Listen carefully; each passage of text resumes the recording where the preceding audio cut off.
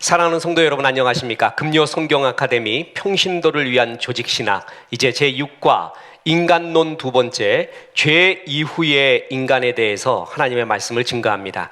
인간을 이해하려면 반드시 두 가지 관점에서 이해해야 합니다. 하나는 창조신학에서 바라본 인간, 또 하나는 구원신학에서 바라본 인간입니다. 창조신학에서 바라본 인간은 하나님의 형상대로 지음을 받아서 무한한 영광스러운 능력, 느낌, 모든 것을 가지고 있는 가능성 있고 또한 존귀한 존재임을 증명하고 있습니다. 그러나 여기서 머물러서는 안 됩니다. 그것은 인간을 반쪽만 보는 것입니다. 또 하나 인간을 보는 관점이 있는데 구원신학에서의 인간입니다. 하나님을 떠난 인간, 그 인간은 어떤 의미를 가지고 있는가? 저는 조직신학 중에서도요, 이 인간론 부분이 제 신앙의 굉장한 기본과 뿌리를 형성하고 있습니다. 제가 설교할 때마다 잘 박힌 못이라는 표현을 많이 쓰죠. 성경 말씀이 잘 박힌 못이 되어 있는 것이 있습니다. 그 중에 인간론. 이 인간론을 잘 조직신학을 공부하다 보면요, 이 세상 인간사 그리고 이런 흘러가는 일들에 대해서 해석이 가능해집니다. 별로 당황하지 않습니다. 그래서 그렇구나, 앞으로도 어떻게 흘러갈 것이구나 하는 큰 그림이 그려집니다.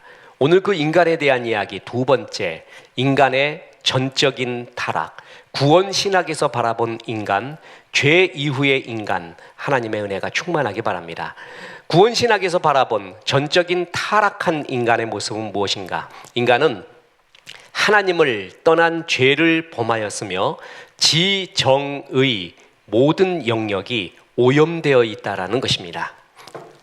자, 보세요. 로마서 3장 10절에 기록된 바 의인은 없나니 하나도 없으며, 자, 하나도 없다고 했죠. 모든 사람이 죄를 범하였음에 하나님의 영광에 이르지 못하더니 예외가 없습니다. 자, 이것만 알고 있어도요, 세상에 하나님이 인정하는 의인이 없구나라는 것을 정확하게 알 수가 있습니다. 어떤 행위를 해도요, 어떤 생각을 하고 어떤 고행과 수행을 해도 하나님의 영광, 하나님이 인정하시는 의에 도달할 수 있는 사람은 세상에 아무도 없습니다. 의인같이 보이는 사람도 결코 의인이 아닙니다. 의인처럼 보일 뿐이죠. 농담으로 계속 말하지만 11계명 들키지 말라, 그것을 잘 지켰을 뿐이지 그 속은, 그 모든 마음은 부패의 끝이 없습니다. 이게 성경이 말하는 타락한 인간의 모습입니다.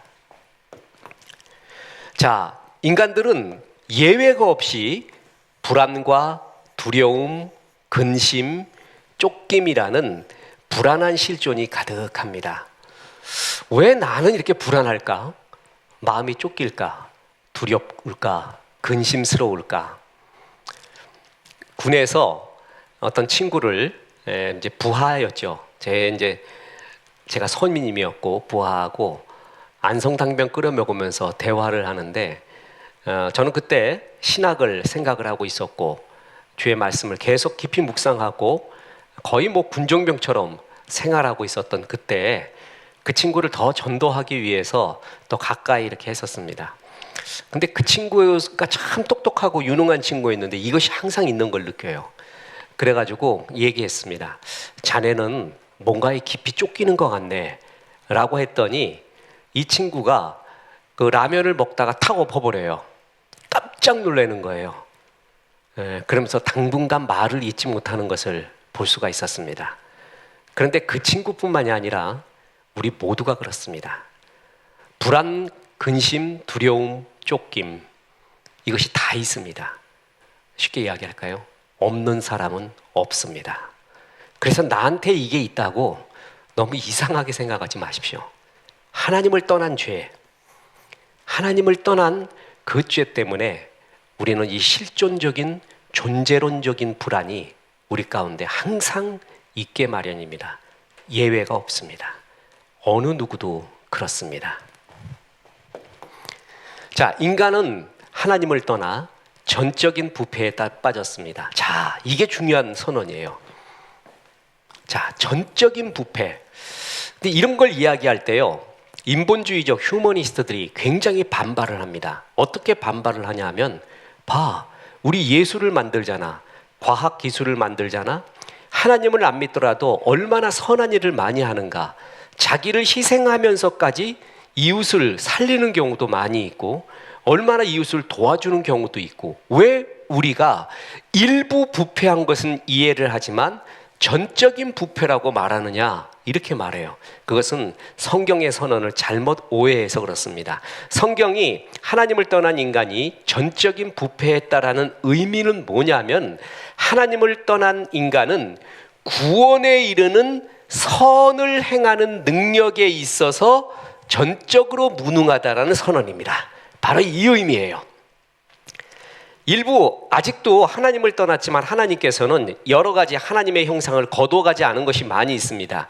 그래서 하나님을 믿지 않더라도 예술도 잘하고요, 과학 기술도 만들어내고요, 선한 영역, 양심까지도 있습니다. 그런 선한 일을 할 수 있어요. 부인하지 않습니다. 그런데 하나님이 전적인 부패했다라는 얘기는, 아무리 그렇게 해도 너희가 하나님이 인정하는 의의 수준에 이를 만한 그렇게 선한 능력을 해서 구원에 이를 만한 사람은 아무도 없다라는 거예요. 구원에 이를 만한 선한 능력을 행할 사람은 아무도 없다. 구원에 이르는 선을 행할 능력에 있어서 전적으로 무능하다. 그것이 전적인 부패라는 것입니다. 그러니까 인간이 어떤 선한 행위를 해도요, 하나님의 의의 기준에, 구원에 이르는 의의 기준에 다다를 만한 선을 행하는 사람은 없다. 그런 능력이 우리 가운데 없다라는 것입니다. 이단들 가운데요, 행함 구원을 얘기하는 사람들이 많이 있습니다. 어떤 선한 행위를 하고 행위를 해서 구원에 이른다고요? 안 됩니다. 어떤 선한 행위도요, 구원에 이를 만한 그러한 하나님의 의의 기준에 다다를 만한 선을 행할 수 있는 사람은 하나도 없습니다. 그 기준에 다를 사람은 아무도 없습니다. 너희가 11조 열심히 내면, 주일 예배 빠지지 않으면, 이런 헌신봉사 열심히 하고 기도 열심히 해야 구원 얻지, 그 말 굉장히 위험한 말입니다. 잘못 해석하면은요, 우리는 우리 스스로가 구원할 능력이 있다라는 말과 동일한 말이 됩니다. 그렇지 않습니다. 그것을 통해서 하나님 앞에 구원에 이를 만한 사람 아무도 없습니다. 우리가 전적으로 타락했다라는 것은 내 자신의 모습을 봐도, 우리 인류의 모습을 봐도 어렵지 않게 증명할 수가 있습니다. 자, 우리 본성 자체가 더러워져 있기 때문에 우리가 아예 태어날 때요, 이 잠재적인 악의 덩어리, 죄의 본성을 우리가 가지고 태어납니다. 그리고 죄의 본성이 있습니다. 어린아이를 봐도요, 그 죄의 부패한 본성, 자기중심적이고요, 죄의 본성은 너무나 투명하게 잘 드러나고 자라날수록 더욱더 그러합니다. 우리 스스로는 나를 개혁시킬, 구원에 이를 만한 선을 행할 능력은 없다라는 선언이 전적인 부패에 대한 하나님의 선언입니다. 자, 그래서 우리가 전적으로 부패한 존재라는 것을 우리 내면을 봐도 알고요, 인류의 역사를 봐도 압니다.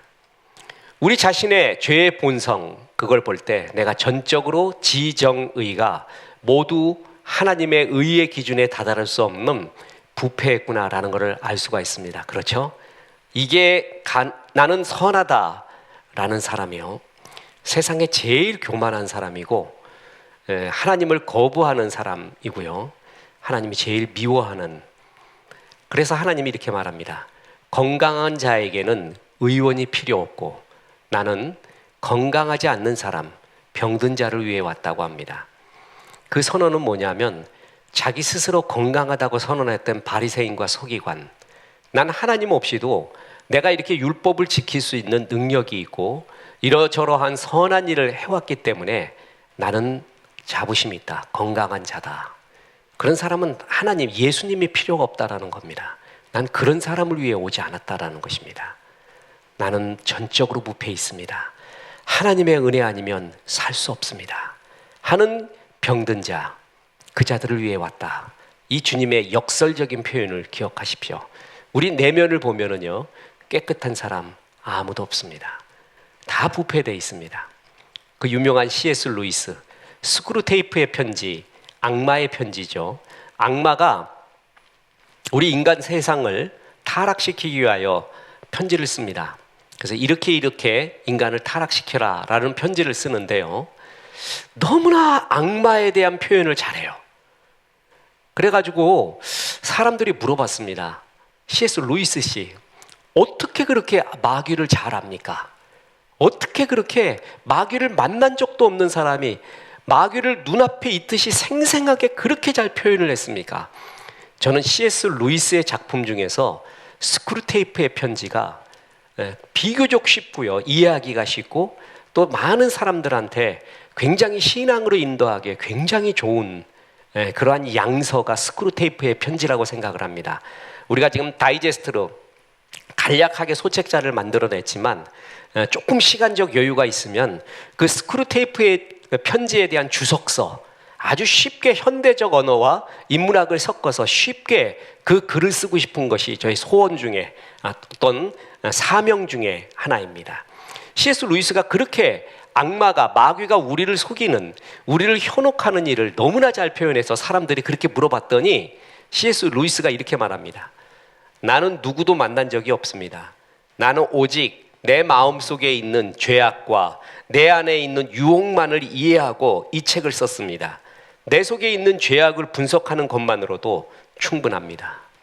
스크루테이프의 편지를 자기 마음속을 보고 썼다는 거예요. 기가 막히지 않습니까? 루이스의 수많은 표현 중에 저는 이 표현이 그렇게 좋습니다. 내 마음을 보고 썼대요.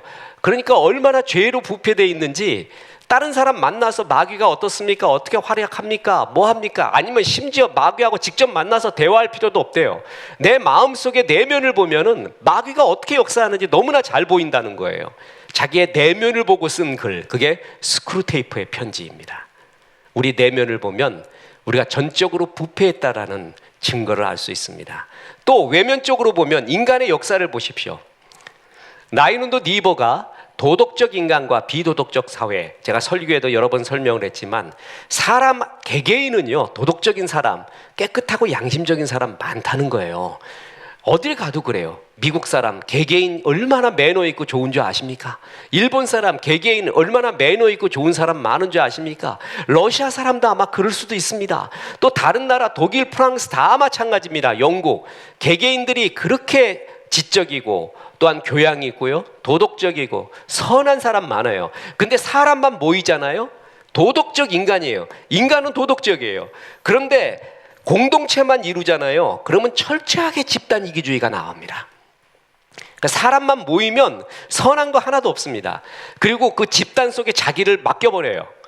그래갖고 그 집단이 말하는 것에 막 그냥 필터링 없이 거기에 에코 체인버, 반향실이 되고요, 확증 편향이 되면서 거기에 내 자신을 함몰시켜 갑니다. 그래서 공동체가 크면 클수록 비도덕적이 됩니다. 그 공동체 제일 큰 게 뭘까요? 리버의 표현에 의하면 국가라는 겁니다. 국가는 도덕적이지가 않습니다. 그렇게 표현하고 있습니다. 다 자기 국가를 위하여, 남의 주권 말건, 우리나라를 위하여, 우리를 위하여, 그것이 애국이라는 이름으로도 또 얘기할 수도 있고 말해요. 리버적 표현에 의하면 이것이 우리 모두가 타락한, 우리의 공동체가 타락해 있는 것을 보면 우리 모두가 부패했다라는 외면적 증거라고 표현을 쓰고 있습니다. 집단 이기주의, 수많은 전쟁, 끝이지 않는 전쟁, 환경 파괴, 이 모든 것을, 인류의 역사를 보면은 우리가 죄성에 빠져 있다라는 것을 부인할 수가 없습니다. 이 죄성에 빠진 인간인데, 컨트롤하기도 어려운 인간인데 가장 무서운 것을 만들어냈습니다. 그게 인공지능입니다. 저도 인공지능 연구하고 지금 책을 쓸 때도 여러분 저희 스타일을 알잖아요. 저는 굉장히 긍정적인 걸 좋아하는 사람입니다. 되도록이면 긍정적인 면을 보려고 하고 잘하는 걸 보려고 하고 그걸 좋아하는 그런 스타일입니다. 저는 이 세상에서도 제일 필요한 사람은 창조적인 사람, 세우는 사람이에요. 세우는 거 허무는 사람은 너무나 쉽습니다.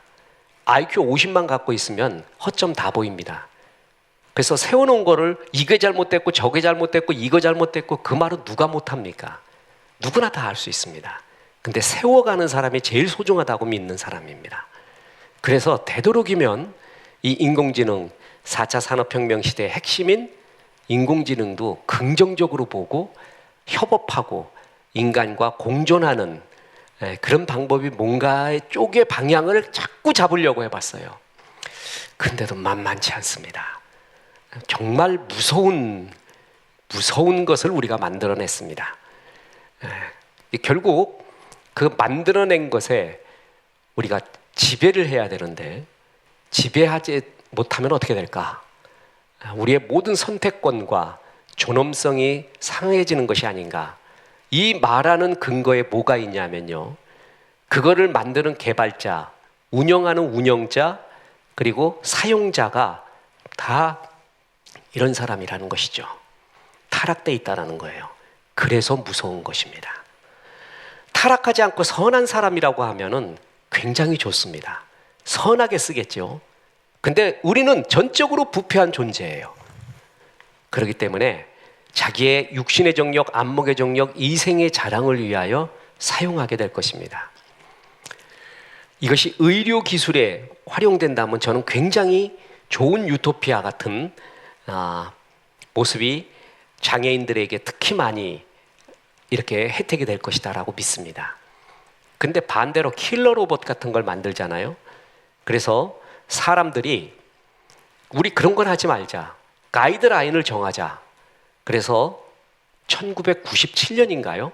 부터 인공지능에 대한 윤리적 가이드라인을 만들기 시작을 했습니다. 그런데 누가 지키냐고요? 이놈이 아주 막강한 킬러 로봇을 만들었어요. 킬러 드론을. 그럼 나는 윤리 기준을 지켜야지, 나는 안 만든다. 그런 바보 국가가 어디 있습니까? 속으로 다 만듭니다.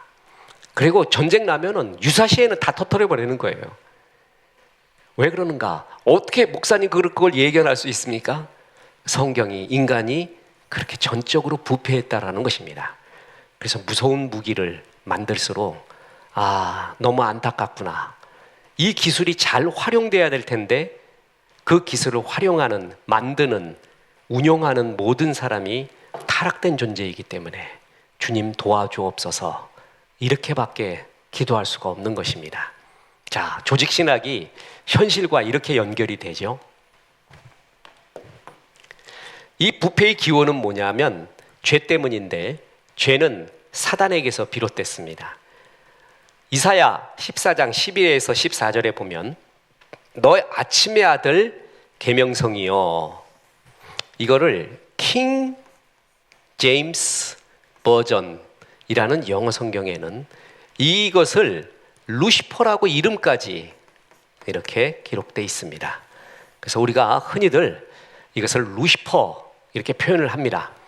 어찌 그리 하늘에서 떨어졌으며 너 열국을 엎은 자여 어찌 그리 땅에 찍혔는고, 내가 내 마음에 이르기를 내가 하늘에 올라, 자, 내가 하늘에 올라 하나님의 뭇별 위에 나의 보좌를 높이리라.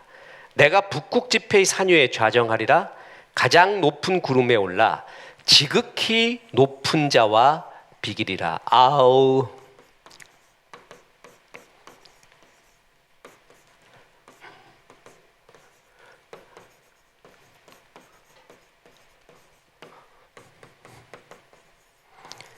I will be like the most high. 가장 높은 자와 같이 되리라. 이게 마귀의 시작입니다. 그런데 이 말이 있잖아요. 내가 지극히 높은 자와, 나는 거의 가장 지존자와 같이 되리라 하는 이 표현이 창세기에 그대로 등장합니다. 마귀가 아담을 유혹을 할 때 그대로 나타납니다. 가장 아름다웠던 천사장이 하나님과 같이 되려는 교만, 자리를 이탈합니다. 그게 교만이죠. 교만은 자기의 위치를 이탈하는 것입니다. 그랬을 때 마귀가 되고, 이 마귀가 인간에게 똑같은 교만의 죄를 심어줍니다. 자, 보십시오. 마귀가 타락할 때 아까 이야기했던 지극히 높은 자와 비길이라 I will be like the most high. 영어 성경에 이렇게 되어 있습니다. 그런데 마귀가 아담과 하와를 유혹할 때 창세기 3장 5절에 너희가 그것을 먹는 날에 너희 눈이 밝아 하나님과 같이 되어 선과 악을 알 줄을 하나님이 아심이라. 하나님과 같이 되어 You will be like the God. 같죠? 이 말이 같습니다. 그러니까 마귀가 타락한 것이 하나님과 같은 지존자가 되리라. 그리고 똑같은 자기의 타락의 모습을, 타락의 유혹을, 이 타락의 이 모습을 아담과 하와에게 심어줍니다. You will be like the God. I will be like the most high. You will be like the God. 똑같은 모습에 똑같은 단어예요. 이렇게 교만을 심어준 것입니다.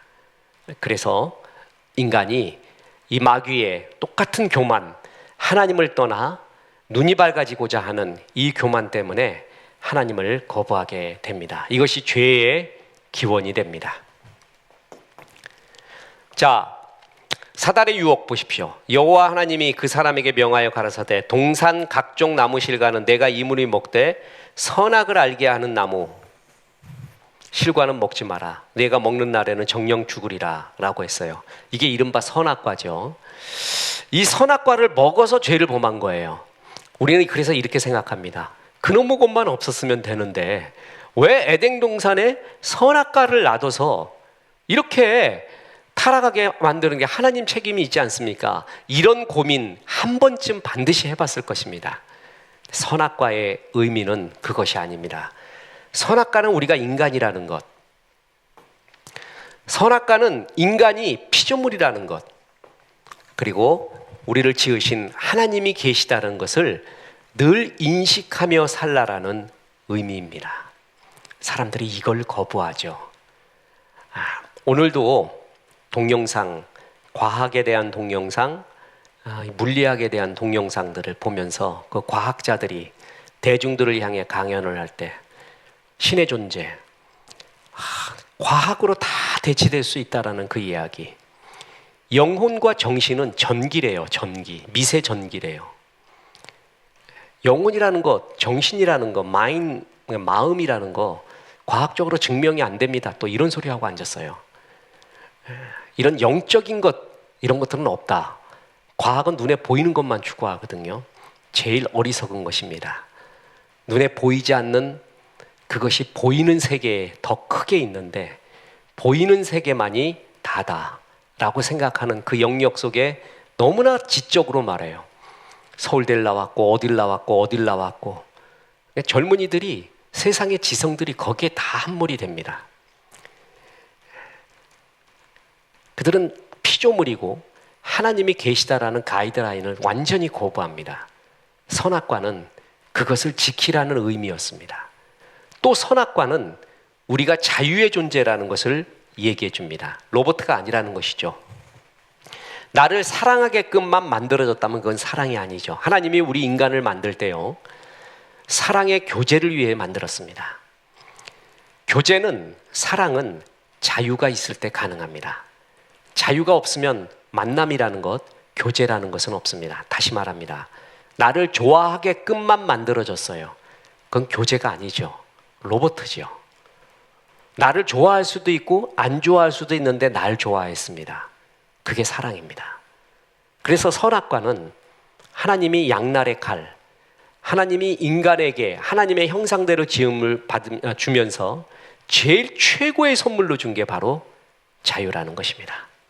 그래서 하나님을 선택할 수도 있고 선택하지 않을 수도 있는 자유의 존재, 이것은 뭐냐면 사랑 가능한 존재라는 것입니다.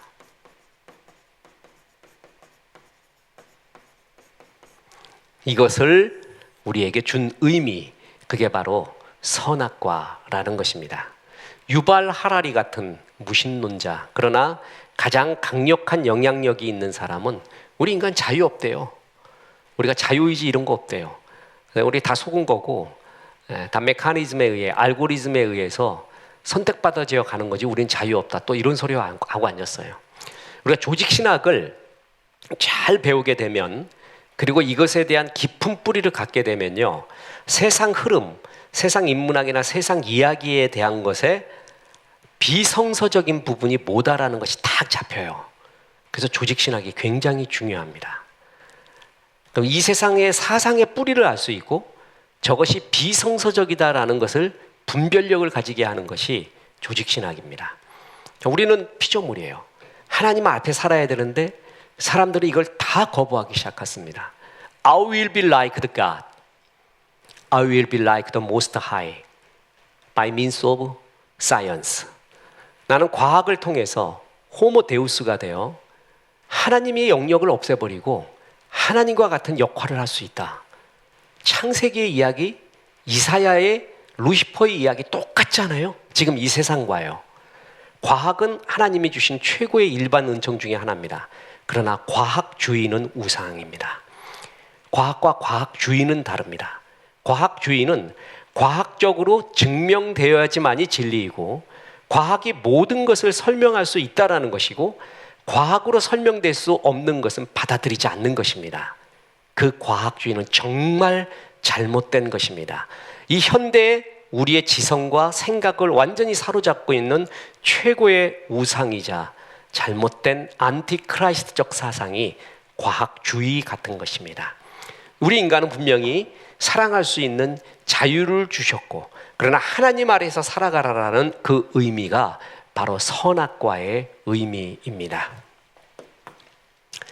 자, 그래서 죄의 본질은 하나님의 법을 어긴 것이고 하나님을 무시하고 떠난 것, 그게 죄의 본질입니다. 다시 말합니다.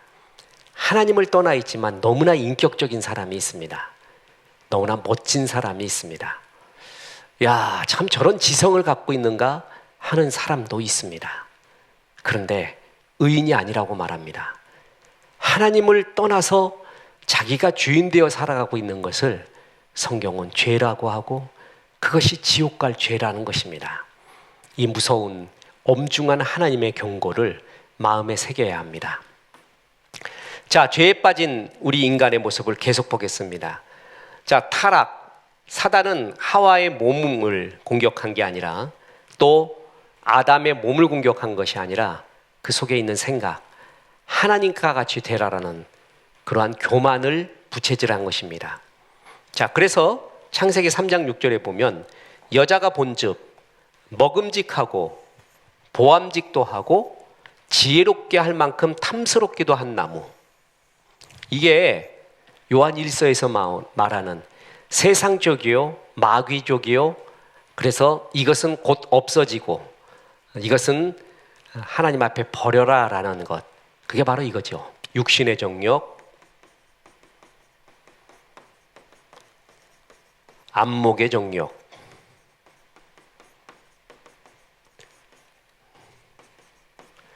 이것이 뭐예요? 이생의 자랑입니다. 이것은 다 하나님께로부터 온 것이 아니요 세상적이라고 이야기했습니다. 마귀가 행복론을 바꿔놨습니다. 하나님과 동행하는 행복이 아닌 육신의 정욕, 안목의 정욕, 이생의 자랑을 이루는 행복으로 마귀의 행복론으로 인간의 행복론을 바꿔버렸습니다. 여자가 보니까 먹음직하고 보암직하고 지혜롭게 할 만큼 탐스럽기도 한 나무인지라 여자가 그 실과 따먹고 자기와 함께한 남편에게도 주매 그도 먹은지라. 자, 이것이 우리 인생의 타락, 하나님을 거부하고 육신의 정욕, 안목의 정욕, 이생의 자랑을 쫓게 된 겁니다. 우리는 나의 기질은 어디에 약할까요? 육신의 정욕입니까? 안목의 정욕입니까? 이생의 자랑입니까? 하나는 걸려요. 우리의 죄성이 이 중에 하나는 걸리 있습니다. 이것을 벗고 하나님이 기뻐하시는 모습으로 살아가는 것을 성화라고 합니다. 이것은 마귀적 행복입니다. 자, 인간은 이렇게 죄에 빠졌습니다. 그 죄의 결과 우리는 인간의 삶에 죄는 결정적으로 영향을 미치게 되었습니다. 인간은 죄인이 되었습니다. 그리고 영적인 생명은 죽었습니다. 죽어야 될 존재가 아니라 죽었습니다. 인간의 정신적인 모든 영역이 죄로 물들게 되었습니다. 죄의 결과입니다. 자, 보십시오. 먼저 영적인 죽음인데요. 자, 이것도 잘 이해해야 합니다. 선악을 알게 하는 나무의 열매를 먹지 마라. 내가 먹는 날에는 반드시 죽으리라 그랬어요. 그래서 아담과 하와가 따먹었죠. 죽었어요, 안 죽었어요? 살았잖아요. 근데 죽으리라는 말은 무슨 의미예요? 영적인 죽음입니다. 바로 영적인 죽음을 의미하는 것입니다. 죄의 싹은 뭐라고요? 사망이요. 하나님의 은사는 그리스도 예수 안에, 우리 주 안에 있는 영생이라.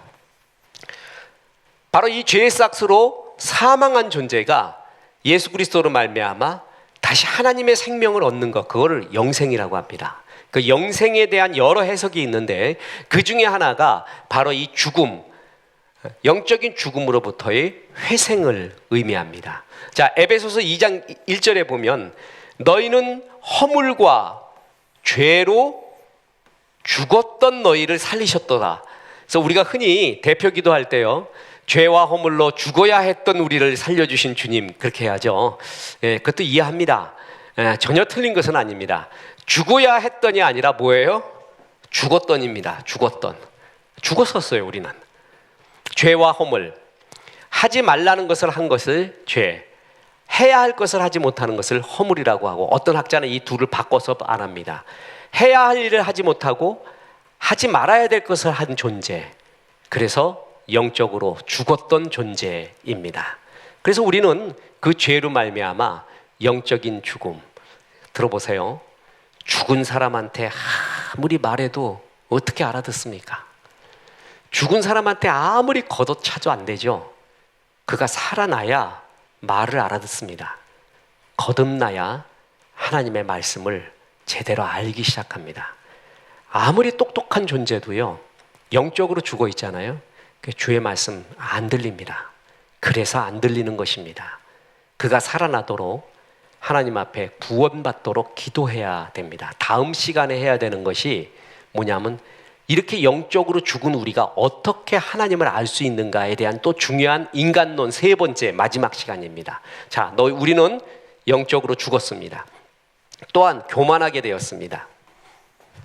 눈이 밝아진 줄 압니다. 창세기 3장 7절에 이에 그들이 눈이 밝아져 자기들이 벗은 줄을 알고 무화과 잎을 엮고 치마로 삼았더라.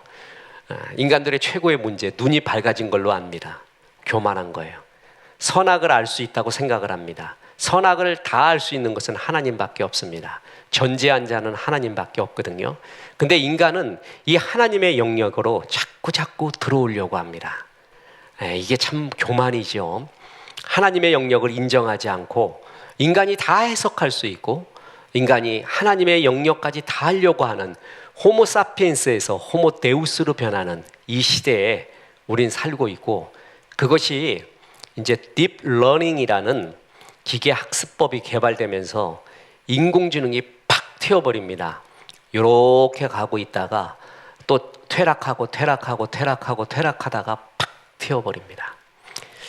지금 그 기법으로 말미암아 인공지능의 전성시대에 왔고, 이것이 앞으로 어떻게 흘러가야 될런지 모를 정도로 무서운 속도로 가고 있습니다. 정말 무서운 속도로 가고 있습니다. 교만하게 되지 않도록 우리가 기도해야 되는 중요한 이유가 여기에 있습니다. 자, 하나님 앞에 영적으로 죽었죠? 교만한 존재가 되었죠? 그럼에도 불구하고 인간 개인적으로는 존재론적인 두려움을 가지게 되었습니다. 창세기 3장 7절에 그들이 눈이 밝아 자기들이 몸이 벗은 줄 알고 무화과 나무잎을 엮어 치마를 하였더라. 몸이 벗었는 것이 부끄러운 게 아니었어요. 그런데 부끄럽다고 느끼기 시작했습니다. 하나님이 에덴 동산에서 그들이 벗었으나 부끄러워하지 않은 그런 존재로 만들었는데 벗은 것이 부끄럽다고 생각하기 시작을 했습니다. 그러면서 이것은 부끄러운 일이야 라고 자기들의 눈이 밝아진 줄로 착각을 하기 시작했습니다. 그래서 아담아 하와야 네가 어디 있느냐 라고 물었어요. 그랬더니 아담의 대답을 들어보십시오. 내가 벗었으므로 두려워하여 숨었나이다. 그때 하나님이 말합니다. 벗은 것이 두렵다고 누가 말하더냐? 누가 말하더냐? 하나님이 말한 적 없습니다. 자기가 그렇게 느꼈고 악한 마귀가 심어준 것이죠. 그래서 이제 태초로 인간 마음의 감정에 대한 이야기가 나오는데 두려움입니다. 하나님을 떠난 사람의 특징, 이 두려움이 있습니다. 그리고 그 두려움은 존재론적 두려움이기 때문에 무엇이 없기 때문에 무엇이 부족하기 때문에 그래서 오는 그런 두려움하고는 다른 존재론적인 두려움입니다. 여기서 벗어날 수 있는 사람은 아무도 없습니다.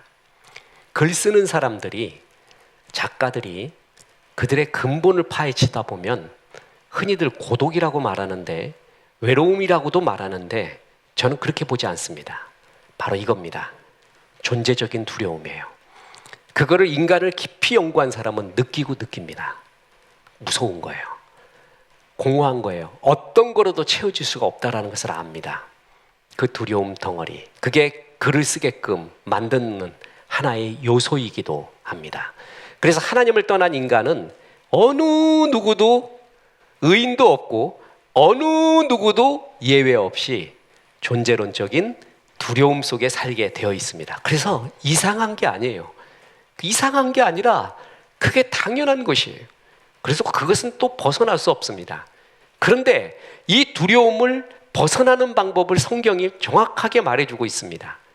요한 1서 4장 18절에 사랑 안에 두려움이 없고, 자, 어떤 사랑이 또 그러냐면 온전한 사랑이 두려움을 내어 쫓나니 두려움에는 형벌이 있습니다. 왜 형벌이 있죠? 하나님을 떠난 사람들의 특징이기 때문에 그렇습니다. 두려워하는 자는 사랑 안에서 온전히 이루지 못하였습니다. 주의 사랑 안에 온전히 오지 못한 사람의 특징은 어떤 경우가 있더라도 항상 두려움이 있다는 것이에요. 존재론적인 두려움.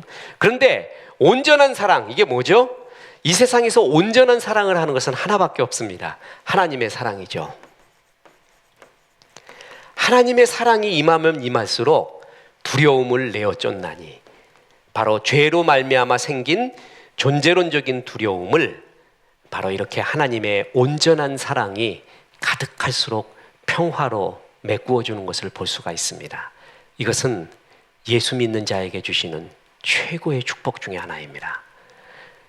내 육신의 정욕이, 안목의 정욕이, 이생의 자랑이 이루어진 행복하고는 비교 불가입니다. 그거요, 아무것도 아닙니다. 안개 같은 것입니다. 우리 집사람하고 김현주 사모하고 늘 밥 먹으면서 하는 얘기, 그거 다 안개 같은 것이야. 의미 없는 것이야. 이것이 행복하지 않은가? 이것이 행복이고 이것이 행복이야 라고 말하는 수많은 것들이 있습니다. 거기서 오는 기쁨이 있기 때문에 그걸 추구하거든요. 이생의 자랑을, 그리고 육신의 정욕과 안목의 정욕을요. 근데 그건 다 지나간다고 합니다. 안개 같다고 합니다. 최고는 바로 이런 거예요. 주의 온전한 사랑 때문에 실존적인 두려움이 없어지고 누리는 하늘의 평화, 하늘의 평강. 이건 돈으로 살 수가 없습니다. 많은 성공을 한 사람도 이것을 얻기 위해서 그토록 광분하지만 얻을 수 없는 그것, 마음의 하늘의 평화, 그것은 온전한 사랑, 주의 사랑이 가득할수록 이 두려움이 없어지며 주의 평강과 은혜가 내 마음 가운데 넘치게 된다는 것입니다. 이게 그리스도인에게 주시는 하나님의 최고의 선물과 사랑 중에 하나. 이런 것을 간구하십시오. 이런 것을 사모하십시오. 온전한 사랑이 두려움을 내어 쫓는다고 했는데, 주여 온전한 사랑이 제 마음을 지배하게 도와주옵소서. 이런 것들을 계속 기도하십시오. 하나님의 약속입니다. 죄의 종으로 살게 되었습니다. 하나님을 떠나서요. 자, 보세요. 하나님께 감사하리로다. 너희가 본래 죄의 뭐라고요? 종이더니, 이게 무슨 얘기냐 하면은요, 죄는 세력입니다. 죄는 힘이거든요. 나를 끌고 가는 세력이에요. 안 하려고 해도 끌고 가요. 안 하려고 해도요. 그래서 마틴 루터 같은 경우에는 의지 속박론 같은 것을 말하는데 그 얘기가 뭐냐 하면 우리의 의지가 죄로 말미암아 있잖아요. 안 하려는 것은 안 해버리면은 의지가 강한 거잖아요. 이것은 해야 된다는 건 해야 되고요. 이건 하지 말아야 돼 그러면 안 해야 돼요. 근데 이건 안 해야 되는 것을 알아요. 내 의지적으로 생각으로. 근데 그걸 해요. 이것은 해야 돼 라는 걸 아는데 안 해요. 해야 된다는 걸 아는데 안 해요. 그게 바로 죄의 세력에 지배를 받기 때문에 그렇습니다. 죄의 종이에요. 죄는 세력이에요. 세력. 힘이에요. 나를 끌고 가는 힘이에요. 안 하려고 해도 자꾸 끌고 가고 있다는 것이죠. 이렇게 죄의 종으로 우리가 살게 되었습니다. 정신적으로나 도덕적으로도 죄에 물들게 되었습니다. 보세요. 에베소서 4장 18절에 그들의 총명이 어두워지고 그들 가운데 있는 무지함과 그들의 마음이 굳어짐으로 말미암아 하나님의 생명에서 떠나 있도다. 굉장히 총명해지는 것 같아요. 더 똑똑해지는 것 같은데 하나님은 너희는 무지하고 마음이 굳어져 있고 하나님의 생명에서 떠나고 있다라고 계속 이야기하고 있습니다. 이게 죄에 빠진 사람들의 정신, 도덕적 마음의 상태를 성경은 이렇게 말하고 있습니다. 자, 만물보다 심히 부패한 것이 인간의 마음이라. 그들의 목구멍은 열린 무덤이요. 참 이런 말 들을 때 괴롭죠? 그런데 이 말은 진리입니다. 이 세상에서 있는 모든 만물보다 가장 거짓되고 심히 부패한 것은 우리들의 마음이라고 했습니다. 다시 말합니다. 어느 누구도 이 마음이 깨끗하다라고 말할 수 있는 사람은 없습니다. 여기 봉은사에 명진 스님이라고 주지 스님이 있었습니다. 그 사람이 탄닉한이 왔을 때 어떻게 하면 마음이 흔들리지 않고 평화로울 수 있습니까? 물었습니다. 그때 탄닉한이 말합니다. 그건 나도 모르겠대요. 계속 나도 흔들린대요. 명진 스님이 그걸 보고 제일 마음의 위로를 받았대요. 거의 최고의 성자라고 불려지는 탄닉한 정도가 마음이 흔들리는구나. 우리는 굉장히 고요하고 마음이 정말 평온한 것 같은데 그렇지 않다는 거죠. 다시 말합니다. 인간은 그런 사람 없습니다. 인간은 참 부패한 마음을 갖고 있고요. 실존적 두려움과 외로움, 쫓김 덩어리입니다. 이걸 이길 수 있는 것은 온전한 사랑이 두려움을 내어 쫓는다고 했습니다. 주의 사랑이 가득할수록 이것이 없어집니다. 이것이 우리 인생을 향한 주님의 선언입니다. 자, 그래서 보세요. 로마서 1장 27절에 그와 같이 남자들도 순리대로 여자 쓰기를 버리고 서로를 향하여 음욕이 부릴 듯하며 남자가 남자와 더불어 부끄러운 일을 행하며. 인간의 타락의 모습, 하나님을 떠난 타락의 모습을 이렇게 말하죠. 그 타락의 예 중에 하나를 말하고 있는데 이게 뭐죠? 여러분 로마서 1장 27절에 나온 지금 이 구절이 뭐예요? 이게 동성애예요. 하나님은 이것을 타락한 인간의 전형적인 모습이라고 말하고 있습니다.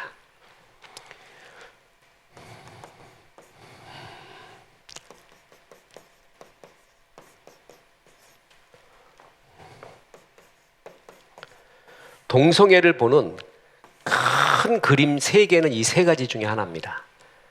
동성애는 성경이 말한 대로 죄라는 거. 그리고 이른바 동성애 주장하는 사람들은 뭐라고요? 성향이래요, 성향. 그리고 그 중간이 동성애는 병으로 보는 것입니다. 성경은 죄라고 보고 있습니다. 어떤 걸로 얘기해도 안 됩니다. 성경이 그것은 절대 아니라고 말한 것은 아닌 것입니다. 어떤 걸로 미화시켜도 안 됩니다. 어떤 단어로 만들어도 안 됩니다. 우리 인간의 전적인 타락을 말할 때 로마서 1장이 선언을 할 때 선언해 주는 것이 바로 이런 것들입니다. 다시 말합니다. 죄는 세력입니다. 우리를 끌고 가는 힘입니다. 그래서 이 죄성의 우리를 삶을 어두운 자리로 자꾸 끌고 가고 있습니다. 이거를 벗어나도록 기도해야 합니다. 그래서 성화를 이루어야 됩니다. 그래서 하나님의 힘이 성령의 힘이 나를 지배하도록 하고 성령의 힘이 나를 자꾸 이끌어가는 것, 그것을 성화라고 말합니다. 그리스도인이라 할지라도 이 죄의 세력에 자꾸 이끌려가는 경향이 많은 것도 사실입니다. 그때 성령께서 더 역사해달라고 기도하고 기도하며 성화를 이루어야 합니다.